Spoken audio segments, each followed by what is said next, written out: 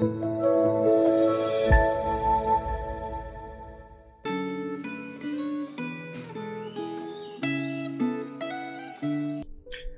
Bapak Ibu, Saudara sekalian, mari sebelum kita merenungkan Gema, kita bersatu di dalam doa. Bapa kami yang bertahta di dalam surga, Tuhan, kami bersyukur kami punya waktu Tuhan berikan untuk boleh baca firman-Mu.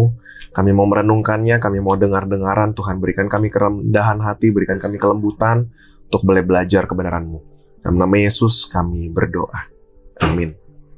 Saudara, tema Gema hari ini adalah siap diutus untuk memberitakan Injil, terambil dari Roma pasal 10 ayat 11 sampai 15. Demikian firman Tuhan.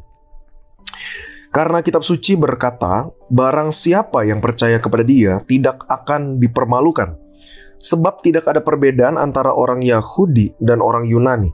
Karena Allah yang satu itu adalah Tuhan dari semua orang, kaya bagi semua orang yang berseru kepadanya. Sebab barang siapa yang berseru kepada nama Tuhan akan diselamatkan. Tetapi bagaimana mereka dapat berseru kepadanya jika mereka tidak percaya kepada Dia? Bagaimana mereka dapat percaya kepada Dia jika mereka tidak mendengarkan tentang Dia? Bagaimana mereka mendengar tentang Dia jika tidak ada yang memberitakannya? Dan bagaimana mereka dapat memberitakannya jika mereka tidak diutus? Seperti ada tertulis, betapa indahnya kedatangan mereka yang membawa kabar baik. Sedemikian jawab pembacaan firman Tuhan hari ini. Saudara, Roma 10 ayat 5-13 mengelaborasi 2 poin dari Paulus yang ada di ayat 4. Yang pertama adalah ayat 5-10, bahwa Yesus telah menggenapi hukum Taurat sehingga kebenaran itu kemudian dapat diperoleh melalui iman. Dan yang kedua adalah kebenaran yang bisa diperoleh melalui iman itu sekarang tersedia bagi setiap orang yang berseru atau setiap orang yang percaya kepada Yesus. Di ayat 11 sendiri kita melihat Paulus mengutip Yesaya 28 ayat 16 yang berbicara tentang orang-orang percaya tidak akan dipermalukan. Saudara, kata dipermalukan biasanya digunakan di dalam Alkitab sebagai penggambaran penghukuman terakhir. Dan di ayat 13 di bagian berikutnya kita melihat kriteria mereka yang dikatakan diselamatkan, yaitu mereka yang berseru kepada nama Tuhan. Tentu yang Paulus maksudkan adalah berseru dan mengakui Yesus adalah Tuhan dan Juru Selamat. Jika kita melihat kembali pada ayat di atasnya di ayat 10, maka kita bisa memahami apa yang dimaksudkan dengan berseru, yaitu mengaku dengan mulut bahwa Yesus adalah Tuhan dan percaya di dalam hati bahwa Allah sudah menghidupkan Yesus dari kematian. Orang-orang yang percaya dan berseru kepada Yesus Kristus dikatakan akan diselamatkan, yaitu mendapat pengampunan dosa, diterima oleh Allah sebagai anak-anaknya. Pertanyaannya adalah begini, saudara. Bagaimana seseorang kemudian bisa percaya dan bisa berseru kepada Yesus? Tentu sebelum bisa percaya dan berseru kepada Kristus, orang perlu mendengar dan mengenal Yesus. Bagaimana caranya? Murid-murid Kristus disebut sebagai pemberita Injil. Jalan keselamatan betul adalah melalui Yesus Kristus yang mati di kayu salib dan bangkit. Namun, jalan menuju pengenalan akan Yesus Kristus sebagai juru selamat dan jalan keselamatan itu adalah melalui pemberitaan dari kita, dari anak-anak Tuhan, dari murid-murid Yesus yang sudah terlebih dahulu mengenal Yesus.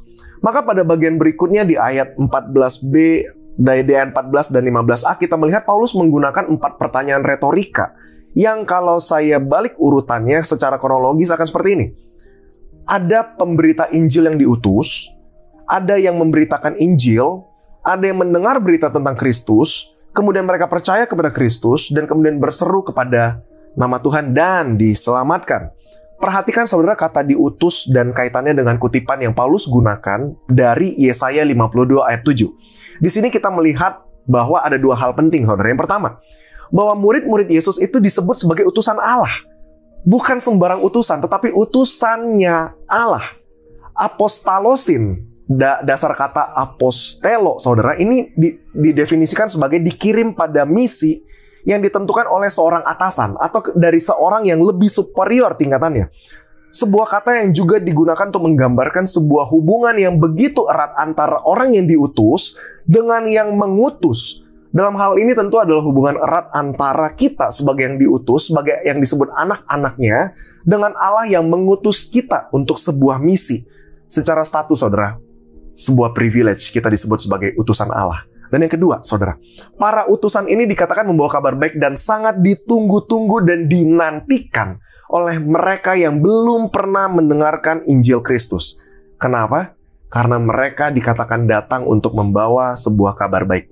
Sekali lagi kutipan Yesaya ini, saudara, evangelizomenon, saudara, ini diartikan sebagai memberitakan kabar baik Injil, yang bukan cuma kabar baik tetapi sebuah kabar yang membawa kedamaian.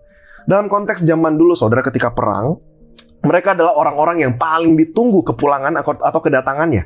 Karena mereka membawa kabar sukacita tentang kemenangan perang. Sebuah kelegaan, sebuah kedamaian dan menghilangkan rasa penantian.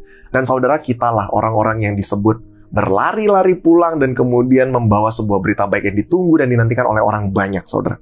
Saudara, tentu semua ini baru terjadi kalau ada dua hal, saudara. Ada yang mau diutus dan ada yang mau mengutus. Mau dalam artian bukan cuma kemauan, saudara, tetapi sebuah intensi, sebuah keinginan yang sungguh mempersiapkan utusan, saudara, yaitu gereja sebagai pengutus yang memperlengkapi dan harus mempersiapkan jemaatnya supaya setiap dari jemaat itu siap untuk terjun ke dunia dimanapun mereka berada memberitakan Injil.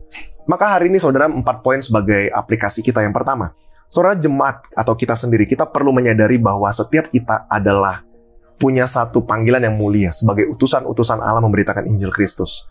Dan yang kedua, saudara, tanggung jawab kita sebagai utusan adalah memperlengkapi diri kita dimanapun kita berada supaya kita siap kapanpun memberikan pembelaan tentang iman kita. Dan yang ketiga, saudara, kita perlu belajar memberi diri dipakai dan diutus sebagai perpanjangan tangan Tuhan membawa keselamatan bagi bangsa-bangsa. Dan yang terakhir, saudara, kita bisa memulai misi ini. Tidak perlu berpikir terlalu jauh, saudara. Mulailah dari orang-orang di sekitar kita, orang-orang terdekat kita, orang-orang yang kita temui setiap hari, saudara. Karena saya percaya, pertemuan kita dengan orang di sekitar kita bukanlah sebuah kebetulan. Ada maksud tujuan yang Tuhan sudah titipkan buat kita. Amin. Kita berdoa. Bapa, kami bersyukur buat firman hari ini. Biarlah sungguh menguatkan kami sebagai utusan-utusan Allah mengerjakan misi yang Tuhan titipkan kepada kami dengan kesungguhan hati, dengan perlengkapan persiapan yang baik di dalam pimpinan Roh Kudus saja. Dalam nama Yesus kami berdoa. Amin. Tuhan memberkati Bapak, Ibu, saudara sekalian.